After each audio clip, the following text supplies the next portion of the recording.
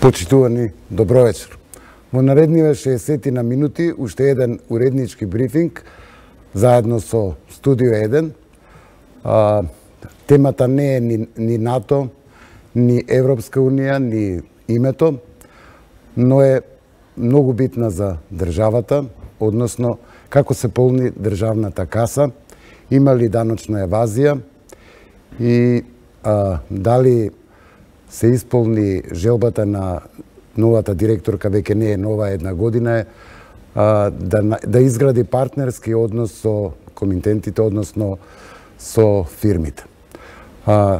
Претпоставувате гостин вечерва и како што видовте во најавите на 1 ТВ и на нашиот сајт, е првиот даночник, директорката на Управата за јавни приходи, Сања Лукаревска. Сања, добро вечер. Добро вечер, благодарам на поканата. Ве држи ли уште онаа изјава што ја дадовте пред известно време за Ајден дека сакате желба вие да изградите партнерски однос со фирмите? Да. Ќе се борам да продолжам да се стремам дека ќе направиме Управата за јавни приходи да биде партнер со даночните обврзници, независно дали се физички или правни лица. Оди на вистина многу тешко, меѓутоа никогаш нема да не напушти желбата и поривот. Да, но може би уште е впечатокот дека фирмите, односно се уште го доживуваат инспекциите на Управата за јавни приходи, како и впрочем и другите инспекции, како плашило кога ќе тропнат на врата да контролираат. Една од надлежностите на институцијата Управа за јавни приходи е да врши инспекцијска контрола на даночните приходи. И може би затоа постои тој страв кога ќе се спомне оној збор инспекција, малку лошо звучи, меѓутоа под поимот инспекција представува коректив на едно неточно или незаконско работење, кое што доколку се искоригираат сите неправилности во работењето на одредени фирми, тие понатаму ќе продолжат да работат во оние позитивни правци и врз основа на тоа ќе биде многу добро и за нивната поставеност во бизнис заедницата. Токму и тоа ми беше следното прашање. Инспекторите кога одат во контрола, за да не ги чувствуваат граѓаните како, односно фирмите како плашило, дали тие делуваат прво едукативно или одма почнуваат со казни? Па постои во Управата за јавни приходи постојат и посебни оделенија Не би треба прво да укажат на грешките што се правеле, но печатокот е дека одма се одредуваат мандатни казни, парични казни. Не е баш така. Можам да потврдам дека имаме континуирано советодавни средби со секаков тип на даночни обврзници. Ги информираме за сите новини согласно законот, ги информираме за сите нови реформи во Управата за јавни приходи.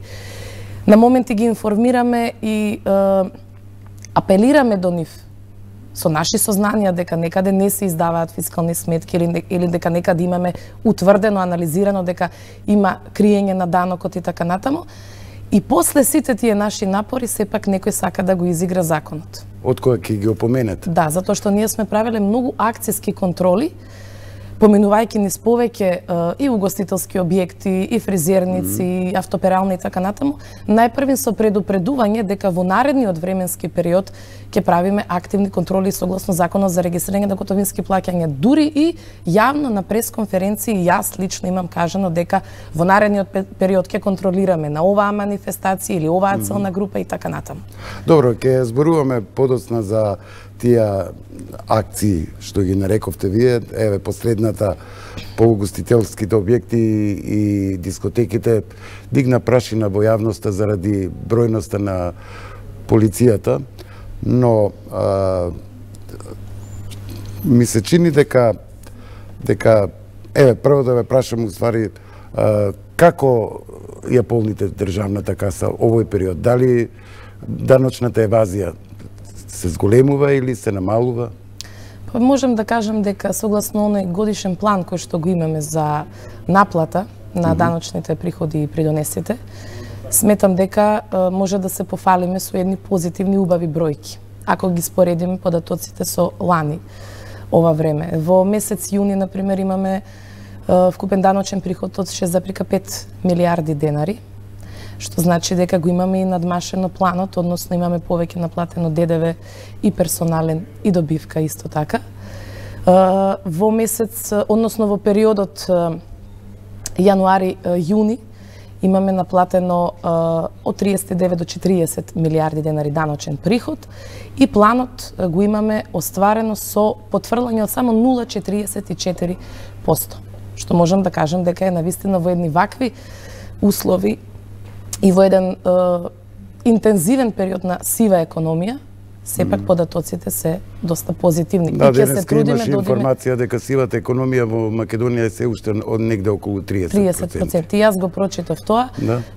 Имавме повеќе и семинари, и советодавни средби со сите засегнати институции кои што можат да го сузбијат овој феномен. Во иднина ќе видиме какви ќе бидат резултатите. Инаку да кажам на гледачите дека овде во студиото ќе ни помагаат моите колеги. Александра Филиповска, таа е новинар, фах е економијата, и колегата Владко Чаловски, кој ги следи прашањата на гледачите на Еден ТВ на социјалните мрежи. Така, добро вечери. Ако сакате да ве вклучиме на почетокот. Така, да, добро вечери и од нас, од Студио 1. Како што кажа Кабранов, јас и Филиповска сме токму овде за прашањата на граѓаните кои што може да се поставуваат во текот на целата емисија на профилите на Еден ТВ на социјалните мрежи. И токму така од Студио 1 би започнале со едно прашање кое што вели: зошто никогаш УЈП не влегла во верските представништва? Таму ниту фискални се издаваат, ниту некој знае колку пари влегле. Впрочем, ова е едно од барањата и на пратениците, нели, за време на пратеничките прашања во четвртокот, и дали Лукаревска е таа која што ќе влезе и ќе види колку пари има внатре? Да, го слушнав и јас прашањето на седницата за пратенички прашања во Собранието. Значи, сите верски лица, поповите, оџите и така натаму не подлежат на контролата согласно закон за регистрирање на готовински плаќања, затоа што тие се паушалисти, односно тие плаќаат годишен паушал кој што се утврдува согласно годишните даночни решенија од страна на управата за јавни приходи, согласно законот за персоналниот данок на доход. Се додека оваа целна група биде паушалист, во тој случај законот за регистрирање на готовински плаќања не ги обврзува да издаваат фискални сметки. Управата за јавни приходи може да направи контрола согласно законот за персоналниот данок на доход. Тоа значи дека државата ќе мора да го менува функционирањето, односно и законите за граѓаните да знаат колку всушност средства влегуваат во црквите и џамиите. Секако. Еден од предизвиците на оваа влада и на сите институции заедно е транспарентен пристап во секој поглед. Така да сметам дека и овде ќе бидеме доста транспарентни. Што значи тоа, Лукаревска, дека не може да им се направи финансиска контрола на верските заедници? Може да им се направи финансиска контрола, како што реков, меѓутоа не во делот на фискализацијата. Значи, не во делот на издавање. Во нивното работење, да. Може. И ќе го направите или не го правите? Ќе видиме како ќе се одвиваат работите. Ние постапуваме. Вие за оваа година додека сте директор немате направено финансиска контрола, нели, на независно, значи конкретно да се посветиме да работиме одреден временски период само на една целна група, не. Меѓутоа некаде и направена е контрола. Сепак тоа се одредени постапки кои што доколку сега транспарентно ги објавиме ќе се може и да се попречат. Така да подобро вака, од кога ќе заврши сиот тој процес, да можеме да известиме. Вие, кога стапивте на функција, отприлика, ако добро се сеќавам, рековте дека ќе направите ревизија на работењето на вашите претходници, дека ќе утврдите дали имало злоупотреби. Ја направивте ли таа ревизија? Знам дека рековте дека 37 фирми имало кои што биле привилегирани од претходната власт, односно не ги плаќале даноците. Поднесување на опомени за неплатен данок за добивка, данок на добивка, односно бенефицирани во постапките за присилна наплата. Тој цел предмет, сите податоци кои што ги имавме, факти, списи, се во основното јавно обвинителство. Наши колеги кога треба се повикуваат таму на разговор и сето она кое што е потребно го даваме како информација. Во делот на ревизија на претходното работење, значи јас само што дојдов, веќе беше претходно направена ревизија од страна на Државниот завод за ревизија. Имаше повеќе постулати на кои што треба да се сврнеме во иднина, дел по дел од нив тие ги менаџираме за да ги надминеме негативностите, меѓутоа трагично е она кое што го наследивме, дека има предмети кои што не се решавани години наназад, дека има незавршени посебни постапки согласно Законот за персоналниот данок на доход, каде што сме утврдиле дека одредени физички лица дека несразмерно има зголемување на своите приходи и од каде е потеклото на тие приходи, дека стојат со години и сега веќе притисокот кај луѓето е толку голем што сакаат да знаат што ќе се случува, дали тие пари ќе треба да ги наплатат, дали решението на управата за јавни приходи било точно, законски издржано, неиздржано, доставуваат нови докази, нови факти, меѓутоа дел од тие решенија се уште не потпишани. И оставено е целата таа одговорност да ја преземе сегашниот... Значи стојат во фиока? Да. Исто така увидовме и огромен број на невратен поврат кај одредени фирми. Со тоа што доколку не се врати повратот во законски определениот рок, течат камати, со тоа што го оштетуваме и буџетот. Зошто се правело така и каква завршница ќе имаат, поготово овие посебни постапки, затоа што станува збор за човечки судбини, што е многу тешко, ќе видиме како ќе биде. Еве, ми реагираат дека колегите сакаат да постават прашања. Александра, претпоставувам ти сакаш да прашаш во овој дел. Госпоѓо Лукаровска, ги најавивте тие постапки, нели? Има 37 фирми кои се нели привилегирани во тој дел. Имавте службеници кои нели ги поднесовте представки до нив. Мене ме интересира, една година сте на оваа позиција. Дали ова се одвивало без знаење на првиот човек на управата, односно покренавте ли постапка за првиот човек на управата, господинот Трајковски, за сите незаконски, целото незаконско работење и на службениците и на фирмите кои биле повластени во тој дел? Тоа било во различен временски период. Значи, различни структури биле таму, така да тоа го гледаме интерно во круговите на управата за јавни приходи. Затоа што мора да имаме точен податок. Никој не смее да биде лажно обвинет. Молам? Дали конкретно има постапки кон главните лица на управата за јавни приходи? За различни други сегменти има, за овој сегмент се уште нема. Затоа што пак напоменувам, тоа е во основното јавно обвинителство на постапување. И оставаме тие да проценат докаде ќе се шири Пандорината кутија.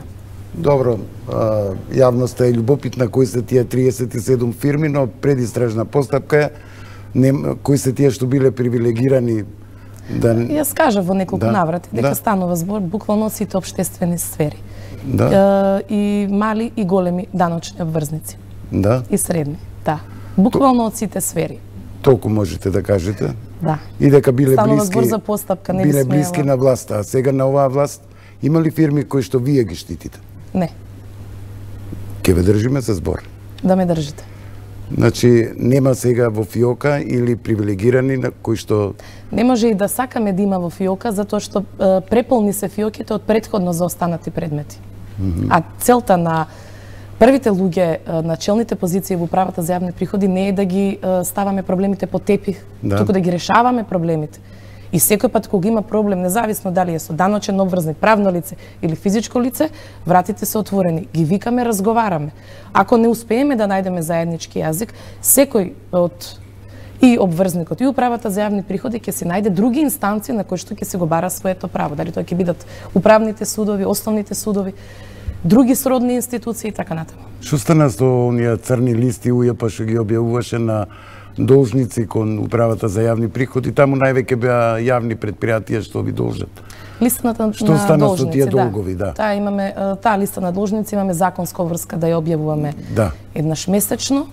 Во повеќе мои јавни обраќања сум кажала дека да, тука станува збор за јавни предпријатија, со дел од нив успеваме да најдеме решение согласно законот за даночна постапка. Што ви кажат, они немаме пари? Немаме пари, меѓутоа, искрено да ви кажам, со одредени јавни предпријатија можеби година дена имаме разговарано и сме барале модули, солуции и на крај сме нашле некое соодветно решение. решение. Горе програмирате долгот. Горе програмираме долгот, одиме со даночен гарант, одиме со должников должник.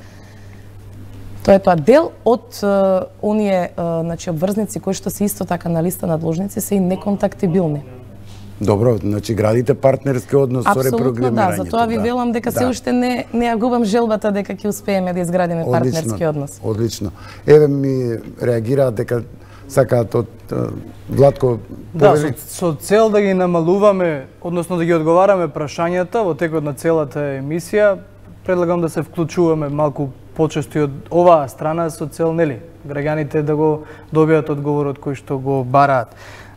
Вели, дали македонските пошти се надвор од системот на оданочување, бидејќи на ниту еден шалтер не се издава фискална сметка за платените пари и се работи само со плаќање во кеш? Па, јас искрено во делот на овој тип на даночен обврзник, бидејќи орган во состав на управа е, не знам како е регулирано во законот во делот на регистрирањето на готовинските плаќања. Меѓутоа, ова е уште еден аларм за нас, од утре да видиме, да направиме анализа, да видиме како се одвива тоа во таа институција. Никој не сме да биде бенефициран во делот на даночните обврски. Така, сега и кај колешката Александра имаме, нели? Јас сепак нешто од економска област. ДДВ е најголемиот полнејач на буџетската каса. Ме интересира првиот квартал имавме мало потврлање на ДДВ. Премиерот минатата година излезе со став дека со изјава дека 30% имаме даночна евазија на данокот на додадена вредност од 30%, проценти се некои 300 милиони евра, кои нели доколку се соберат и се здатне таа дупка би дошла повторно во буџетската каса. Сега денеска Сојузот на стопански комори излезе со еден фрапантен податок дека фирмите ја забавуваат дејноста, се пререгистрираат, односно одат кон работа на црно. Кои се вашите податоци? Имате ли анализи и како ќе го сузбиеме ќе ја сузбиеме таа даночна евазија, односно сивата економија? Значи во делот на статистиките 6,16% месец јуни 2018 година имаме наплатено повеќе во споредба со јуни месец 2017 година. Во делот на данокот на додадена вредност за 18,7% е повисоко процентот, значи во овој месец 2018 година во споредба со јуни месец 2017 година. Во делот на сузбивање на сива економија, заедно со Министерството за финансии имаме направено работна група со цел изготвување на национална стратегија за фискализацијата. Пред се ќе почнеме од издавањето на фискалните сметки. Затоа што има многу небулози, надевам во текот на нашиот разговор ќе истакнем уште и други поенти. Да. Исто така правиме анализа, бидејќи имаме годишен план на Генералниот даночен инспекторат, каде ќе контролираме, месечни планови, исто така каде ќе контролираме, ги контролираме буквално сите фирми, каде што гледаме дека има сомнително зголемување на барање на поврат, или каде што гледаме дека некаде се фингираат податоците во завршните сметки, па и тука влегуваме со соодветни методи на контрола. Исто така бараме податоци и испомош на некој начин од Управата за финансиска полиција, од Царинската управа, од Управата за финансиско разузнавање, како и од Министерството за внатрешни работи. Имаме сега еден нов момент во делот на реформата во рамки на персоналниот данок на доход, каде што она поврзување кое што го имаме со сите банки, со сите штедилници така натаму, да ги гледаме сите исплати на граѓаните кои што ги добиваат како дополнителен приход и врз основа на тоа да доставуваме ние во име на граѓаните годишна даночна пријава од идната година, сметаме дека се доволни показатели дека чекор по чекор се бориме со сивата економија. Црпиме споредбени искуства и со земјите од регионот. Наредниот период, значи октомври-ноември, имаме посети на највисоко ниво од неколку даночни администрации или здруженија на даночни администрации во светски рамки, бидејќи Македонија навистина представува интересно поднебје и во делот на даноците, меѓутоа и во делот на општественото функционирање. Госпоѓа Лукаревска, пред да ја оставиме да го продолжите разговорот со Кабранов, има уште едно прашање од лична природа. Господинот вели, блокирана сметка поради неплатени сметки за радиодифузна такса УЈП го води господинот со место на живење во Гостивар, а тој е во Кавадарци. Како е тоа возможно и како да се регулира? Овдека предпоставам дека станува збор за недоволно ажурирани евиденции и од страна на Управата за јавни приходи и од страна на Македонската радиотелевизија. Бидејќи тогаш ги сортиравме списоците и врз основа на тоа ги доставувавме решенијата за радиодифузна такса. Сето она кое што е ненаплатено до моментот на укинување на радиодифузна такса, мора да го наплатиме, бидејќи тоа не е законска обврска. Вакви случаеви има многу. Слободно господинот, ако ме слуша, или госпоѓа која што го поставила прашањето, може со писмен допис да се обрати до Управата за јавни приходи, до регионалната дирекција од каде што е местото на живење, со цел да го надминеме проблемот и да видиме каде е застојот. Треба да стапи лично во контакт или писмено да достави допис, одговараме на сите дописи, на кој подоцна, на кој порано, или пак на info.ujp.gov.mk, каде што може да се поставуваат сите прашања и проблеми од страна на граѓаните и на фирмите. Еве, јас да се надоврзам кога е околу радиодифузната такса и блокирање на сметките. Ги блокирате ли уште сметките на граѓани кои што немаат платено радиодифузна такса пред да стане МРТВ на буџетот, да биде финансирана од буџетот? Да се укине радиодифузната такса. Значи, неколку пати правевме напори да стапиме во контакт со сите физички лица кои што немаат платено радиодифузна такса или со сите големи фирми и мали фирми, нели? Со цел да си го надминат тој долг, затоа што знаеме дека непријатно е чувството кога ќе те блокираат за 2 неплатени или 3 неплатени сметки за радиодифузна такса. Апелирам до граѓаните кои што немаат подмирено се уште долг за радиодифузна такса, да го подмират во најскоро можно време. Да, но веројатно сте следеле низ годините, вие и пред тоа, пред да бидете директорка, подолг период сте вработена во Управата за јавни приходи. Да.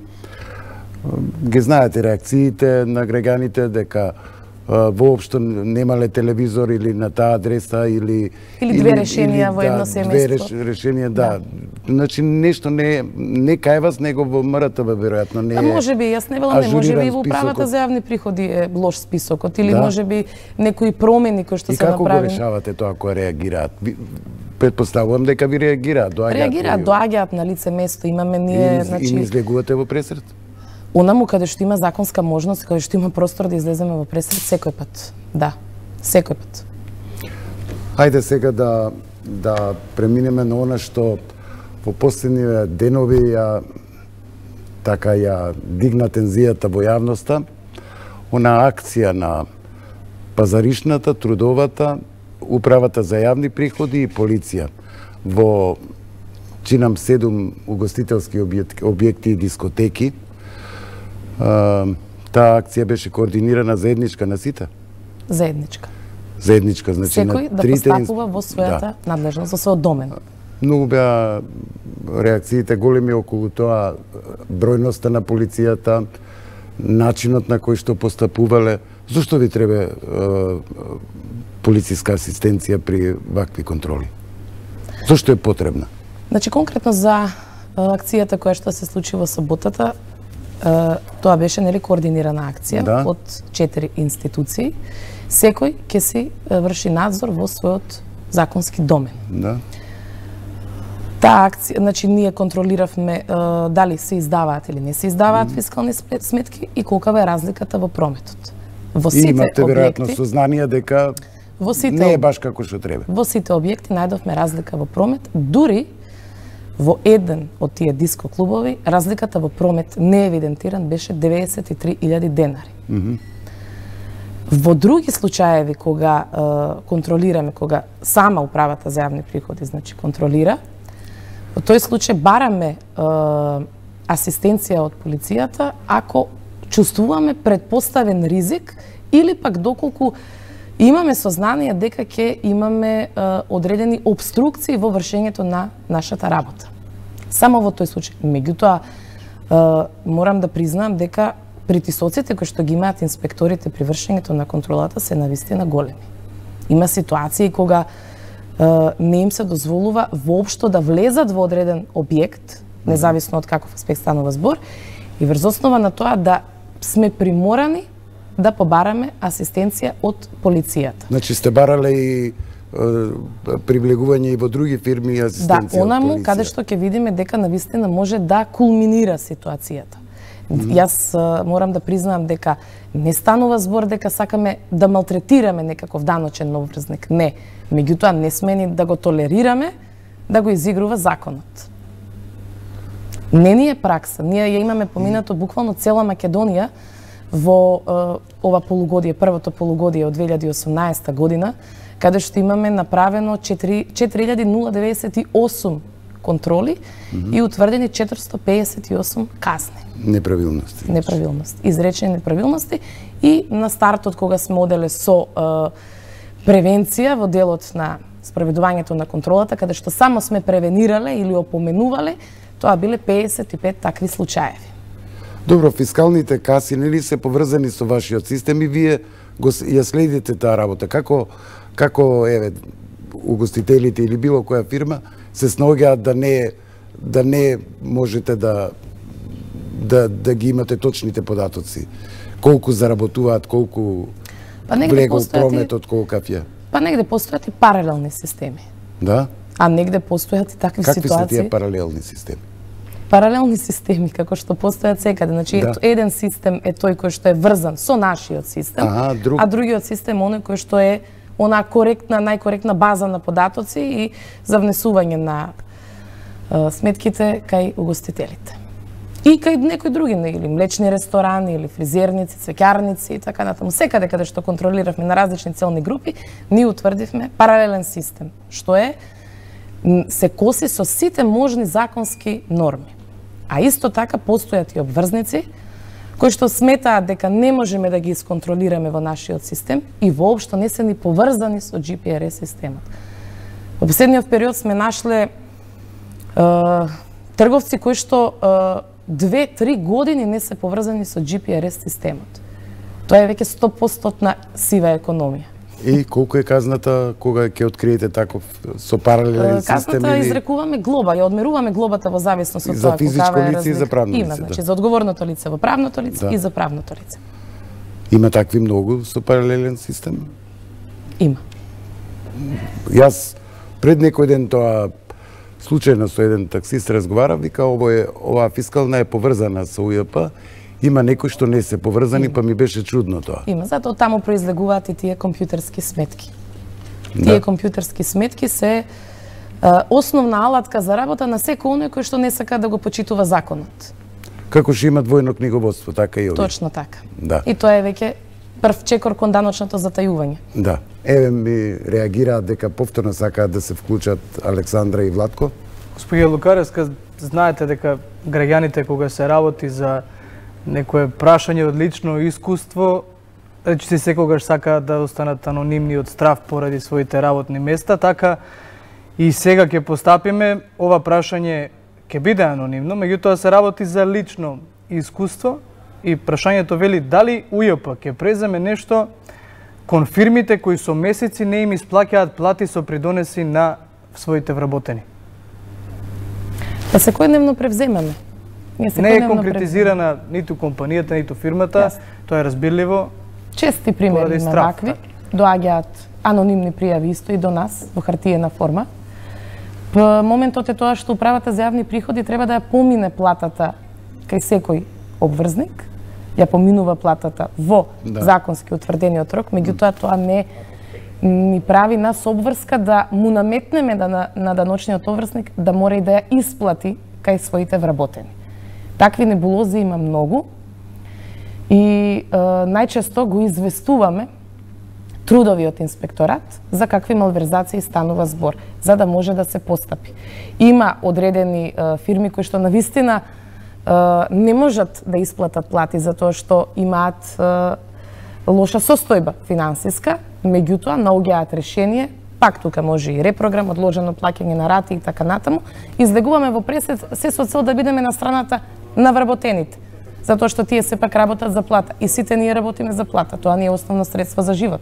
Така, меѓутоа декларативните заложби се секогаш добре дојдени во јавноста. До сега не излегло некаква сторија за токму дека УЈП, зборувам и за претходните искуства, пред вие да бидете директорка, не излегла сторија каде што управата влегла и им помогнала на вработените внатре.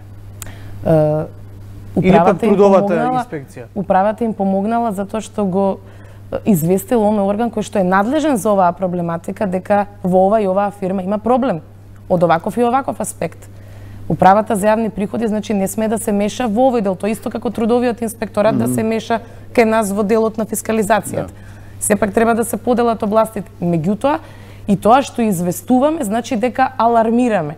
Некој пат не остануваме само до таму да известиме. Некој пат тие приказни, да речеме, ги пуштаме и пошироко со цел да ја запознаеме и јавноста кога ќе дојде време. Так, ќе преминеме на прашање од колешката Филиповска. Госпоѓо Лукаровска, последните ваши контроли, инспекциите покажуваат дека речиси во секоја трета фирма каде што сте имала надзор, има неправилности. Кажете ми, како планирате да се справите со тие неправилности, ако знаеме и дека нели јавна тајна на таа поврзаност помеѓу инспекторите и фирмите? Дали го раскинавте тој ланец на дојави измеѓу вашите инспектори и конкретните фирми каде што вршите надзор? Ова е многу тешко и болно прашање, искрено да кажем. Таа нераскинлива врска меѓу обврзниците и инспекторите како стануваат пријатели, консултанти на некој начин, на вистина штети и на реномето на управата, меѓутоа и на нивното лично реноме како инспектори. Дека се пробиваат дел од акциите, се пробиваат. Дека имаме притисоци при вршење на контролите, имаме. Дека има одредени даночни обврзници пред се угостителски објекти, како например 4 угостителски објекти, во рок од 30 дена 2 пати се казнети. И тоа реномирани угостителски објекти. Елитни угостителски објекти, каде што има огромен процес на движење на луѓето таму. И промет има. И промет исто така. Со многу од угостителите сме разговарале, неформално, неврзано. Тие се ги кажуваат своите маки, кажуваат дека на моменти и персоналот е крив, дека имаат други издатоци, меѓутоа основната наша задача е да го собереме данокот, за да може да отвориме и градинки, и болници, и да се даваат и плати и да така наполните државната каса. Точно, за да функционира општеството. Нема никаква тенденција кога ги спроведуваме инспекцијските контроли точно кај угостителите. Затоа што има уште друг многу битен момент. Огромниот број на сторни сметки кои што се зголемува. Има тренд на зголемување. 4137 или 127 сторни фискални сметки за еден месец кај еден даночен обврзник. Тоа е навистина многу. Со таа бројка, со тој тренд, ние мораме да се бориме. Затоа беше онаа национална стратегија за фискализација. Ние навистина ќе мора да ги едуцираме граѓаните дека мора да си ја земат фискалната сметка, да ја стават во джеп и дека мора и да бараат фискална сметка. Зашто тие си остваруваат некое свое право на тој начин. И мислам дека ќе успееме, колку толку ќе успееме. А кој најчесто го врши тој притисок? Се работи за собствениците или се работи за политички структури, може? Повеќе за собствениците. Кога сме тука, имам уште едно прашање, јас се извинувам. Премиерот лани најави дека поврат на ДДВ за граѓаните. Таа мерка требаше да профункционира годинава во 2 региони, како што најави, за од 2019 да почне да функционира целосно во пракса. Докаде сме со ова ваше предизборно ветување, че беше? Тоа е проект 15% враќање ДДВ назад кај граѓаните, или една плата, што би се рекло. И за овој проект имаме работна група со Министерството за финансии и сега ги согледуваме сите за и против решенија, затоа што пред се од технички аспект мора да видиме IT системот на управата и на Министерството на финансии. Дали ќе треба да одиме со нов IT систем или ќе треба постоечкиот да го надградиме, па да видиме на кои добра нема да важи овој проект, значи за дали ќе станува збор за луксузни добра и така натаму. Пилот проект сметавме и разговаравме дека невозможно е да биде пилот проект во одреден регион, затоа што сите граѓани ќе одат да купуваат, например, ако е, не знам, Гостивар или Скопје, сите ќе доаѓаат во Скопје и ќе бараат поврат од тук. Со тоа што ќе направиме еден дисбаланс. Сакаме да видиме до крајот на оваа година како ќе одиме со сите чекори за да го спроведеме овој проект. Не е целта да избрзаме со нешто, за да потоа се случат одредени небулози, грешки, застој во системот и така натаму. Пред се да направиме еден современ систем и со тоа што и изборното ветување ќе го оствариме. Ја сега да го заокружиме, да не остане недовршено она фамозна саботна беше, нели? Саботна. Координирана акција. Саботно-неделна. Така, координирана акција. Да. Од аспект на УЈП беше корисна таа, позитивна беше, се потврдија вашите сомневања? Да. Се потврдија? Се потврдија нашите сомневања. Дека има, што, двојно... Дека не се издаваат фискални сметки. Во дискотеките? Во дискотеките, во дискоклубовите. Може би и во овој дел што го кажавте и вие, дека бројна структура од инспекции влезе во дискотеките. Од управата за јавни приходи мора да има поголем број на инспектори, затоа што станува збор за голем простор, за повеќе фискални каси и процесот на броење навистина ќе оди тешко ако е еден или двајца. Така. Ние, значи, не сакавме таму да седиме 2-3 часа. Поентата беше да изброиме, да видиме на најкултурен начин. Тоа ни е нас законска обврска. Немаше нити некаква тенденција, се извинувам, нити некакви бенефицирања, се беше во рамки на законските надлежности. Добро, во рамките од ваш аспект, реков, од аспект на УЈП, од аспект на бројноста на полицијата, и премиерот и министерот за внатрешни работи рекоа дека не била прекумерно тоа, дека акцијата била спроведена како што треба. Граѓаните нормално и гостите таму реагираат дека се исплашиле од толку многу специјалци полиција и ќе признаете дека не е баш пријатно како гостин такви контроли со полиција. Но го градиме партнерскиот однос, така? Го градиме партнерскиот однос, меѓутоа нивното работно време е во тој период кога што е направена контролата. Може би не е пријатно, меѓутоа пак ќе кажам. Една од основните надлежности е токму спроведувањето на инспекцијската контрола. И корисно е, да, затоа што никој не смее на никого не смее да дозволиме да го изигрува законот.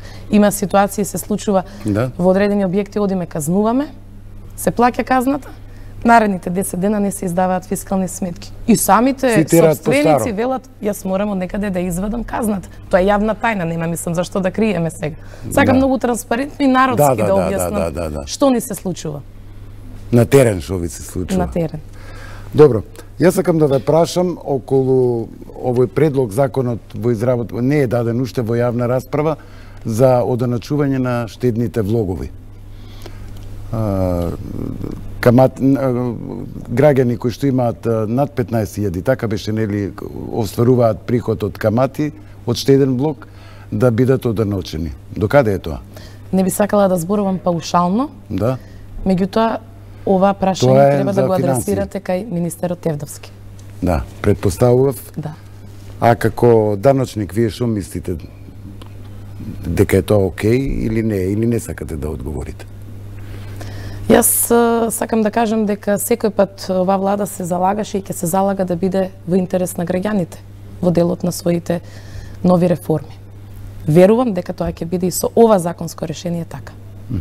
Едно од од мерките која што ја предлагавте се уште не е спроведена, во јавноста има и про и контра и да се одоначуваат приходите на оние граѓани кои што остваруваат месечен приход над 1000-1500 евра. Премиерот нек ни рече дека за тоа доправа се уште ќе се водат дискусии, дека ако стапи на сила ќе биде дури од 2019.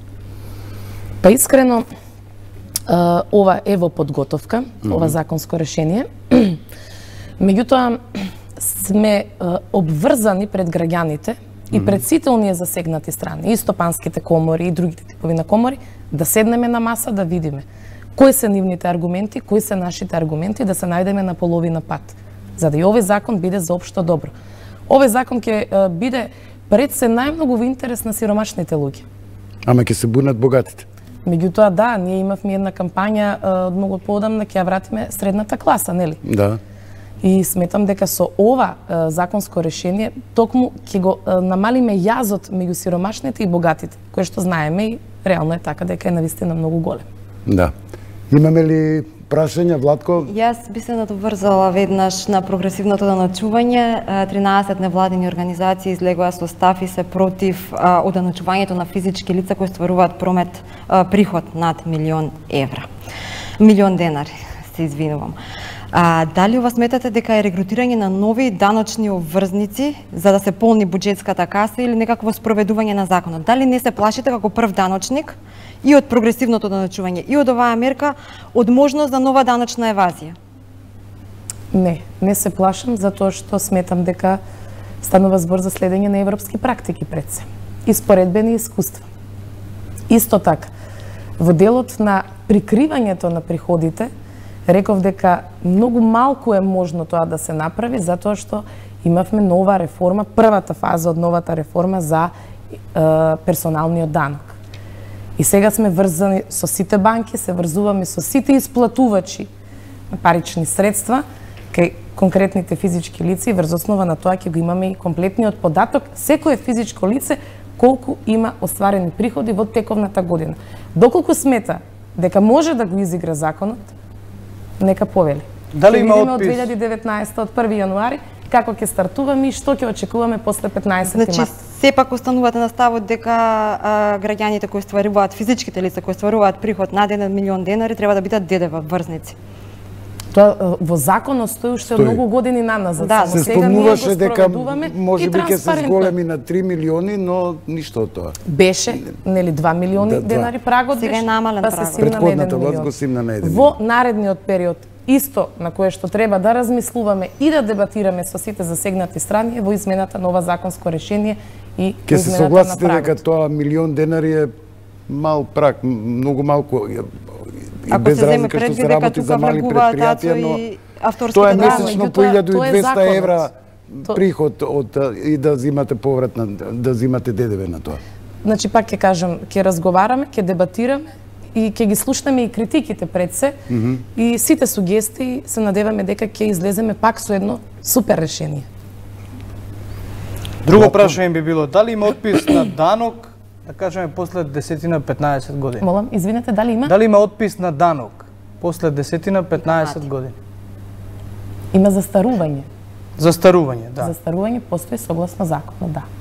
Меѓутоа, не знам јас кој би бил истолериран толку за да дозволиме да застари данокот. Немате такви случаи? Па има, меѓутоа нема многу. Наоѓаме начини да видиме каква постапка да спроведеме тука за да го наплатиме делот оне дол кој што ќе може да се наплати. Она кое што не може да се наплати е... Полни ќе однесат фирмата во стечај, ќе се Да, има ќе се отвара такви друга многу фирма. случаеви Да. такви, каде што И има ќе го одредени... избегнат плакањето на данок. Да, дури има одредени фирми кои што Законот тоа им го овозможува. им го овозможува, меѓутоа им овозможува и одредени административци тоа да го направат. Затоа што сепак треба да се Сигурно. отвори, да се види и картица, Да. да се види состојба каква е и така натаму. Кој премижува за Каков таква плакач е, работа? дали е, да. Затоа што имавме многу ситуации, ние се најавуваме дека ќе имаме инспекцијска контрола, со налог за контрола на одреден датум. Одма после нашето јавување веќе фирмата оди во стечај. Или фирмата е избришена од Централен регистар. И долгот си останува. Не, веќе водиме постапки Да. кај другите надлежни институции. Да. Затоа што постојат одредени долгови. Во јавното Зависи обвинителство? каде што ќе утврдиме дека е најсоодветно да одиме да одиме да се спроведе одредена постапка со цел да утврдиме одговорност. Дали одговорност на управата или одговорност на даночниот обврзник. Еве, колеги, ви имаат пак прашања. Ајде. Јас имав уште едно прашање за господјата Лукаровска. Значи, кога дојдовте на оваа фотелја, бевте сигурни дека ќе настапите нели силно против целосното даночно затајување кое мислевте дека го има и го имаше во претходниот период. Сега после овие акции, дали сте малку разочарани кога ја разгледавте целата ситуација и кога констатиравте дека речиси во секој трет угостителски објект во земјава се затајува данок? Не се издаваат фискални сметки. И како ќе настапите понатам? Не само во секој трет угостителски објект, туку и секој трет објект, генерално.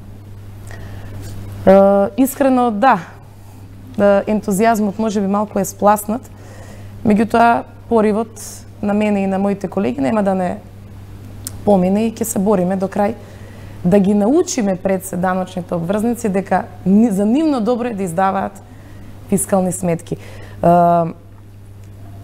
Се случува во одредени угостителски објекти каде што самите инспектори ќе седнат, дали да пијат кафе, да ручаат, да вечераат, на нив да не им дадат фискална сметка. И мислам дека тука сами веќе си ја напишале казната. Има ситуации и тоа е еден проблем во делот на сивата економија, да одредени угостителски објекти, дури можам да кажем повеќе од 50%, издаваат фискални сметки со 5% ДДВ. А законот вели дека доколку храната ја конзумирате во угостителскиот објект, се пресметува 18% ставка на ДДВ. Доколку храната ја носите надвор, во тој случај станува збор за 5% ДДВ.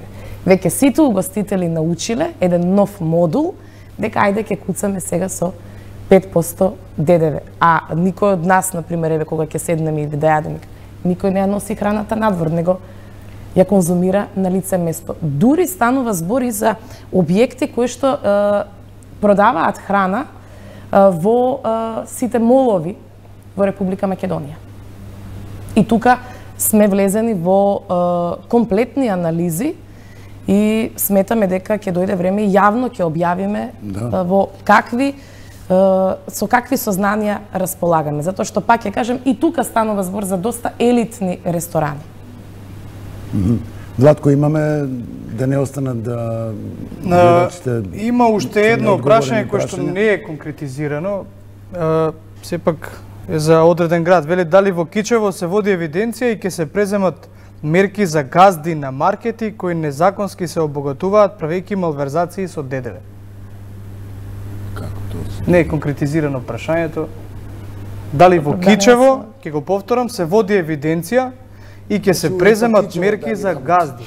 Да, дали работи УЈП Кичево. Да. Поставувам дека да, имаме даночни шалтери, даночни оделенија низ целата држава и во Кичево сето она кое што треба го работиме. Предпоставувам дека прашањето е во контекст на дали постои селективност. Не. Никој пат во ниедна постапка не постои селективност, а постои селективност на плаќачите и неплаќачите.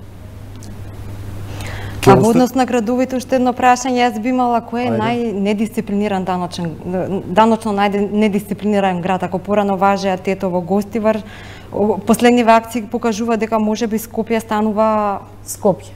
Па и највеќе убедливо Скопје е најнедисциплиниран. Најповеќе на фирми, на угостителски објекти на се. Заради тоа предпоставувам. Да. Не дека Скопје ни повеќе сакаат да забушутуваат од другите. Не. Концентрацијата. Град е. Концентрацијата секако тоа си го прави и процентот.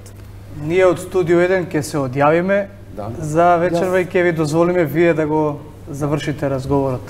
Ви благодарам на прашањето. Да, им благодарам и јас на колегите. Јас имам уште едно прашање, полека и изминуваат минутите за овој брифинг и Студио 1. Дали останувате на ветувањето, односно рековте дека уште оваа година годишните даночни пријави граѓаните сами ќе ги прават, а до година тоа нема да треба да го прават, тоа ќе го прави УЈП, бидејќи ги има податоците. Да, не е тоа ветување, тоа е веќе и реформа. Ние првата фаза ја завршуваме до крајот на оваа година, да.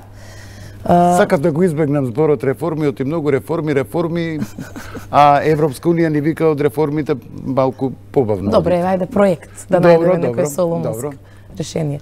Првата фаза е ја завршуваме до крајот на 2018 година, 1 јануари 2019 година почнуваме веќе со пополнување на годишните даночни пријави во име на граѓаните, со тоа што после им ги доставуваме електронски на нивна верификација или на нивна корекција.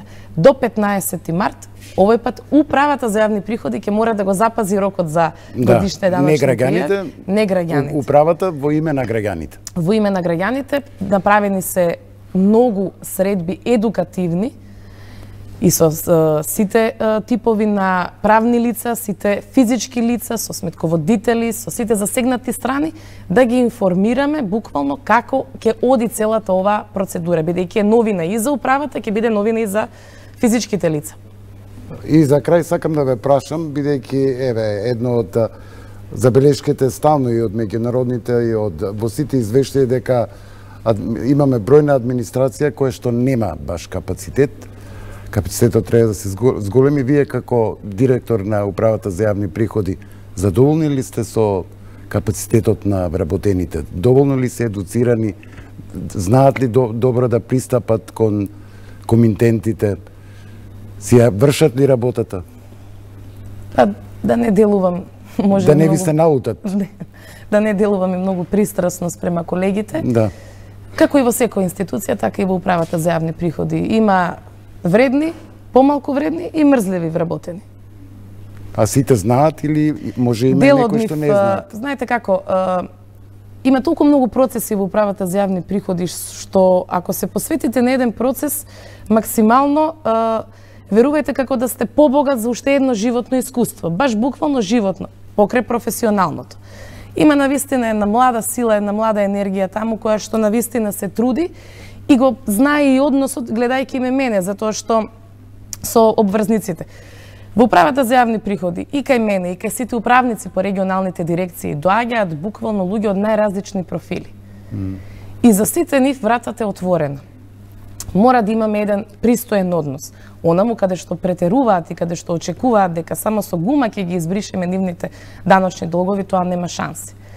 Администрацијата во одреден сегмент во Управата за јавни приходи не соодействува со даночната функција, затоа што имаме, например, одредени луѓе кои што немаат буквално ни приближно образование до она кое што е потребно.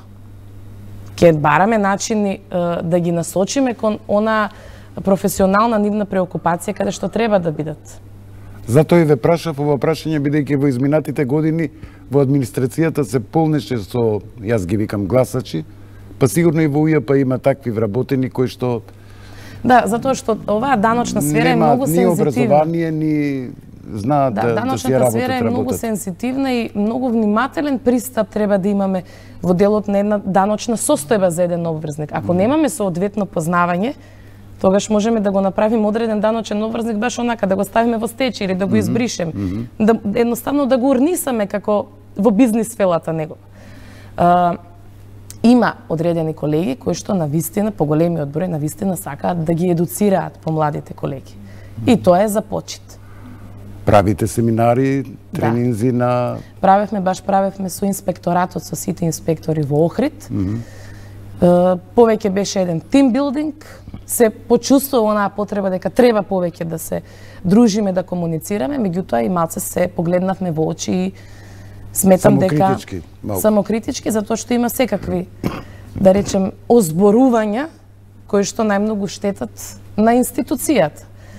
И оној сегмент во делот и на нивното конкретно почитување на законите во интерес на Управата за јавни приходи, меѓутоа не на штета на даночниот обврзник, треба да биде пракса, а исто така и да престане праксата на консултирање на даночните обврзници. Еве сега за крај уште само ќе ве прашам, доделивте ли за оваа година додека сте директор некое отказно решение и примивте ли некои нови? Отказно решение? Да, на некој вработен. Не. Не? Не. Каде што имаше простор за отказни решенија. Па зашто не ги дадовте? Затоа што... Да не ве нападнат? Не, немам ја зашто не ме нападнат. Па зашто не им дадовте отказ? Отказни решенија затоа што им беа поставени на дисциплинска комисија, дисциплинската комисија одлучи како што одлучи. И се плашевте судот после да не ги врати? Не, нема зашто да се плашам, затоа што имавме чист основ за тоа. Меѓутоа сепак треба да сватат дека принципот на партиско шиканирање кај оваа влада нема да постои. А ќе постои принципот на професионално работење и ценење на тоа професионално работење. Откази нема, има многу преместување. Има преместување онаму каде што со докази, со факти сме слушнале дека вработени даночни службеници дека едноставно ја злоупотребуваат Па тоа и не е лошо, својата дека треба позиција. често да ги менувате, бидејќи се прават тие релации на Апсолутно инспектори се прават, да. Мислам, подложни сме, луѓе сме. Буквално Да. и одредени фирми така функционираат Се создаваат долго време преку пријателства и да. консултации со страна Да. на инспекторите и затоа секој пат се во ред. Така? Да. Госпоѓа Лукаревска, ви благодарам на учеството во вечерашниот ТВ брифинг и еден ТВ и да ја полните државната каса. Ви благодарам и на вас. Таа должност ви е вам дадена. Да, ви благодарам многу на поканата, чест ми беше, во секое време сум тука. Благодарам, почитувани гледачи, имајте пријатна вечер.